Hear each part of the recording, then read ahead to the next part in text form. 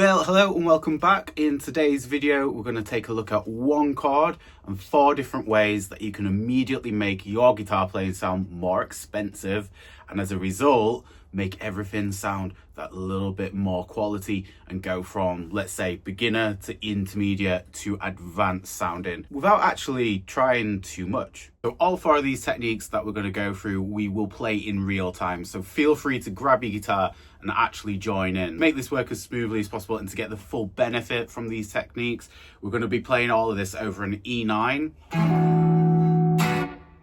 and set to a metronome tempo of 90 BPM. So the E9 inversion that I'm using is on the 7th fret of the A string. So I've got my 2nd finger on 7 of A, 1st finger on 6 of D, and 3rd finger is barring across the 7th fret of G and B. And that's where the 9th is. The makeup of that chord is a root, major 3rd, dominant 7th, and the 9th.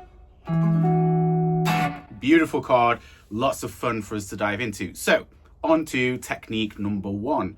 Here's what we're going to do. On every 4th beat of a bar, we're going to play on a subdivision to create some syncopation. Now, syncopation is where you play in between the beats. This is the rhythmic equivalent of adding tension to a line. Think of it as adding, let's say in a blues scale, adding the flat 5 note known as the blues note.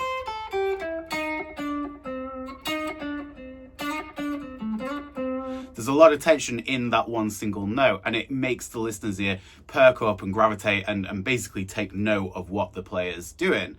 This is the rhythmic equivalent of that. It adds a lot of tension and spice. So if I was just to explain this and just demonstrate it before we get going with the actual metronome, it would sound a little bit like this. 1, 2, 3, 4. 1, 2, 3, 4, and 1, 2, 3, 4, and 1, 2, 3, 4, and 1. So you've really got to feel that and as the offbeat, subdivide, syncopation, call it what you will, the way of inviting rhythmic tension into a basic groove where we're playing on the beat. So the best way to do that is to count along as I did there, counting 1, 2, 3, 4, and making sure that your right hand really does punch through on the and. We'll play through it a few times. Feel free to pause and rewind this video as many times as you want. This is a really useful technique to be able to sort of tap into any subdivide and any type of syncopation at will. So let's try this together.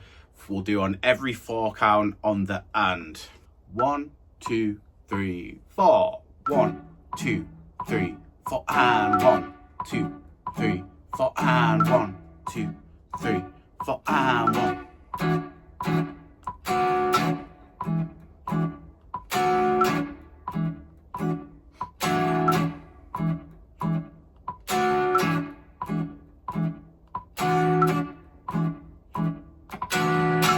Little trick to help with that is on the 4th beat, you could stroke the down beat with as a mute, as a ghost, and then on the upstroke you can let the note ring through. That's a good way of channeling these off beats. 1, 2, 3, 4, and 1, 2, 3, 4, and 1, 2, 3, 4, and 1. Okay, let's put that all together with the metronome and we'll loop around this 4 times. 1, 2, 3, 4. 1, 2, 3, 4, and 1, 2, 3, 4, and 1.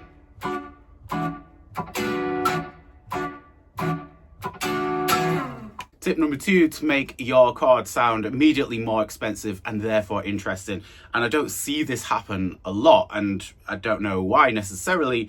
Maybe it's a stylistic thing. However, by sliding and bending chords, you can create this whole new world of sound at the flick of a wrist, quite literally. So again, taking this E9 as the example, one simple way of trying this is actually by sliding in from 1 semitone below. So we're on the 7th fret, right? If you go down to the 6th fret and actually slide in to the chord on the 1 beat, so it'll sound a little bit like this. 1, 2, 3, 4.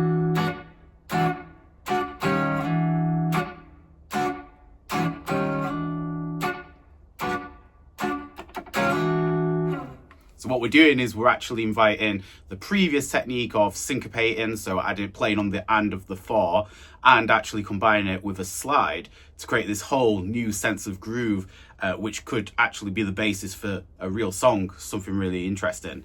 So what I'm doing is on the and of the 4, I'm actually hitting the chord and sliding up to the 7th fret on the downbeat.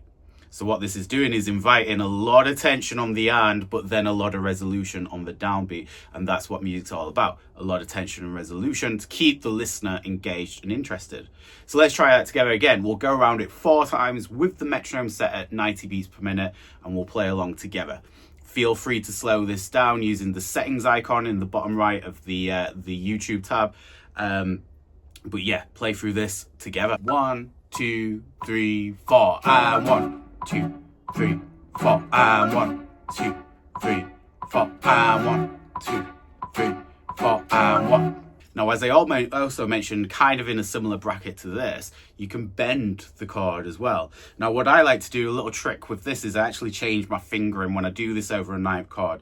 So notice I'm actually going to remove the root note altogether, because that's what the bass players are paid to do. Got to earn their keep somehow. And actually just finger this as a 3-fingered chord. So I've got my first finger on 6 of D, that's your major 3rd. Second finger on 7 of G, that's the dominant 7th.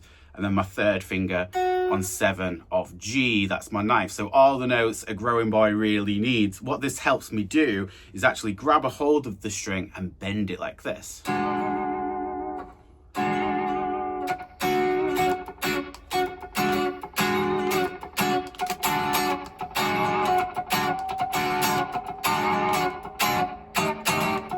Will actually bend on the 1 beat as well. So we'll do this 4 times around with the metronome, but on the 1 beat, we'll actually bend that note. Let's see what happens, eh? 1, 2, 3, 4.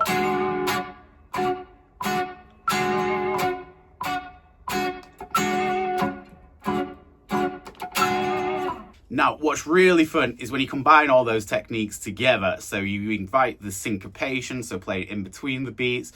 You add a slide here and there, and you add a bend here and there. Put that all together, immediately your guitar playing sounds more expensive. So here's what I'm actually going to do. Like before, I'm going to slide in on the and of 4, and then on the 3rd beat, I'm going to bend the chord itself. It'll sound a little bit like this when we do it with the metronome. 1, 2, 3, 4, and 1, 2, 3, 4, and 1, 2, 3, 4, and 1, 2, 3, 4, and 1, 2, 3, 4. Okay, let's try that again with the metronome. 1, 2, 3, 4, and 1, 2, 3, 4, and 1, 2, 3, 4, and 1, 2, 3, 4, and 1. Tip number 3 is going to be introduce some chromatic lines. So although we're playing chords, it doesn't always have to be chord or bass. We can sort of interchange and introduce little melodic fragments around the chord. I really enjoy doing that. So here's what we're going to do, stolen straight from the Bootsy Collins playbook, and we're going to go 5, 6, 7 on the A string. What we're doing is chromatically from the D note, going D, E flat, E, landing on that root chord. When you put that into context, it adds a real nice breakup within the actual chordal play that you're doing. 1, 2, 3.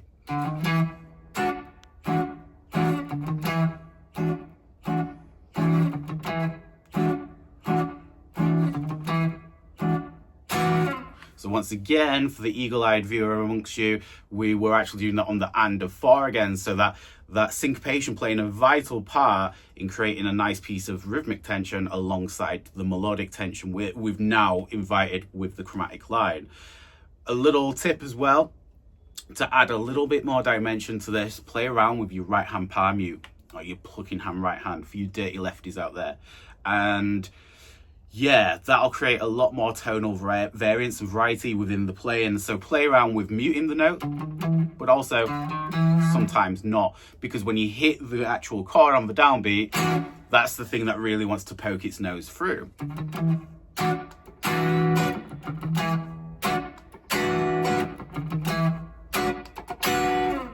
So So let's try that again, same routine, 4 times over with the metronome set 90 beats per minute. 1, 2, 3, 4.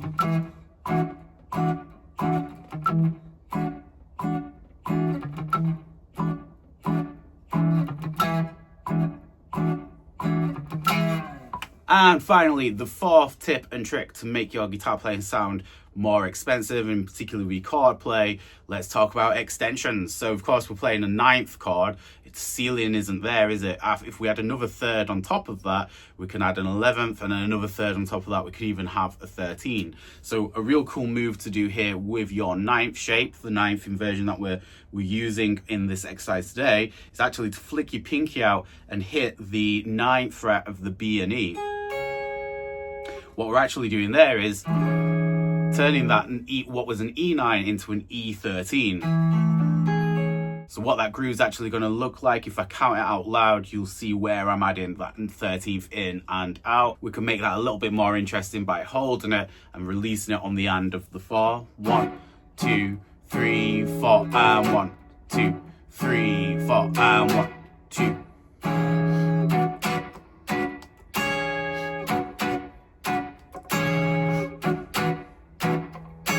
Let's try that with the metronome. 1, 2, 3, 4. 1, 2, 3, 4, and 1, 2, 3, 4, and 1, 2.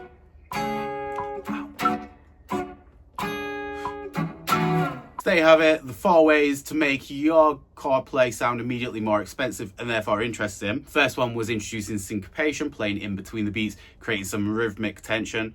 Number 2 was adding a slide or a bend to the chord, make it sound more decorative. Number 3 was adding some chromatic passages, or more broadly, adding in melodic flourishes and fragments around the chord. And then fourthly and finally, let's talk about extensions. So we added in a 13th as an example there. Now, of course, to finish this off, it'd be remiss of me not to play around with the metronome a few times and incorporate all of those techniques. So we're going to have a 2-bar groove. The first bar, I will play the chromatic pickup line into beat 1, and just like we did on the 4th tip, I'm going to add the 13th off and on around that beat 3 segue, and then on the alternating bar on bar 2, I'm going to do the same chromatic pickup line, but I'm going to go up a semitone into the 8th fret and actually bend the chord and slide it back down. So it'll sound a little bit like this with the metronome. 1, 2, 3, 4.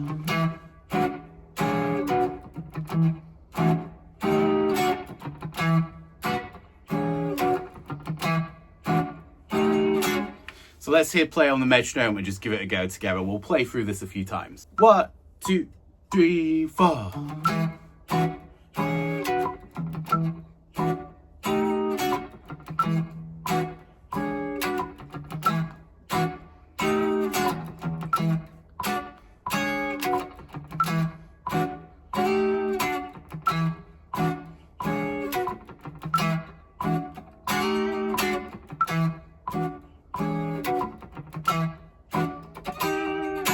Thanks as always for joining me. I really hope you got something out of this video. Please do hit the subscribe and like buttons and all that jazz.